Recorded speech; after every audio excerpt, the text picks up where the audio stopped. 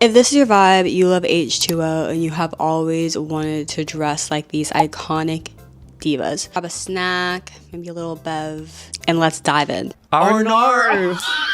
So overall things in general, I feel like this style is very coastal, obviously, because of the mermaid of it all, but it's very laid back and stripped down. But it also plays into hyper femininity of fashion pieces that we saw in the early 2000s. For color palette, you're going to want to live in these colors for the most part. Coral, seafoam green, beige, lilac, sort of a sunset orange. And I would lastly just say like any soft blue shade, wherever you want to go with that. For some key pieces, you're going to do ruffled tank tops, baby tees. Wrap dresses I think are great for this. I know those aren't really in style as much, so I feel like you would kind of have to like thrift that. Any sort of flared airy pant would work great for this. Also capris, which is perfect because they're in right now. Lots of clean silhouettes, and I don't think they wore this as much in the show, but I feel like this fits the mermaid vibe, as you wouldn't go with anything light and airy and flowy. To me that screams mermaid, but you know, do what you want. For accessories, they really don't wear that much, I think, because the girls are hopping into the water every 2 seconds, but very simple charm necklaces would work really great for this. Also chokers, because of the era. This is my own edition, would really cute. Back in the early 2000s, I feel like there was like this beaded rope belt. I'll like insert what I'm talking about.